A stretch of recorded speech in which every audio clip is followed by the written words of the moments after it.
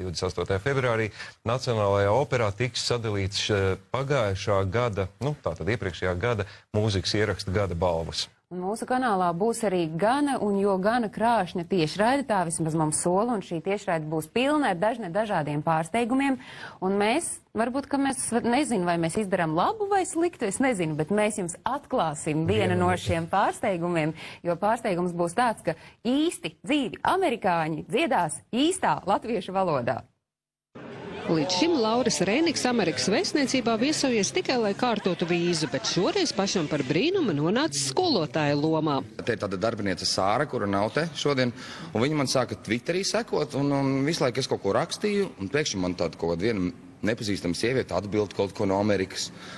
Un tā, viņa skatījās, ka video, ko es lieku, un tad viņa man kaut ko palūdza, un es viņai arī atbildēju, un beigās izrādījās, ka tā Sāra būs šeit, kā viena no jaunajām diplomātiem, un tad viņam atrakstīja, mēs klausamies Amerikā tavas dziesmas, mācamies no dziesmām vārdus. Un kas to būtu domājis, ka amerikāņiem tā pie sirds gājusi lipīgā dziesmiņa Es skrienu, ka pat pati vēstniec to ar prieku dzied un dejo? Es domāju, ka amerikāņiem dziesmas palīdz mācīties valodu, un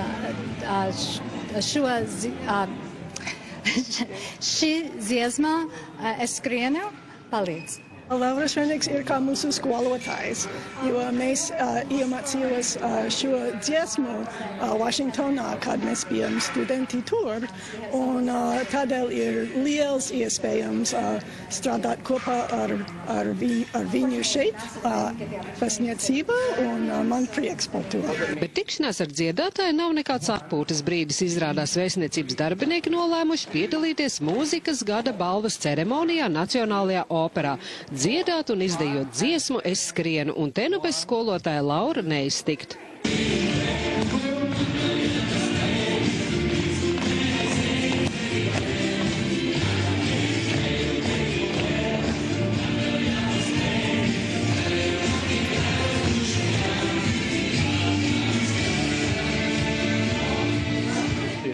Tie soļi, atcerēties soļus, tas bija tas grūtākais, un uzvalkā, protams. Tas ir sarežģītākais. Es saprotu, ka jūs arī to dziesmu tā kā mācījāties visu kopā. Jā, tā mēs, principā, patiesībā pirms Lauris ieradās šeit, mums bija tāda kā iekšējais mēģinājums, kad mēs mēģinājām tos soļus, lai mēs, teiksim tā, nekrist kaunā. Vai bija grūti dejot? Es esmu vecā, un jā. Es domāju, ka ir grūti, un tas ir man ļoti grūti. Gada balvas ceremonijā šī priekšnesuma laikā gan pats Lauris sēdēšot malā un aplaudēšot, bet mēs novēlam raitu dejas soli un skanīgas balsis uz Nacionālās operas un baleta skatuves 28. februārī. Ruta Veisa, Rolands Polītis, Bez tabu.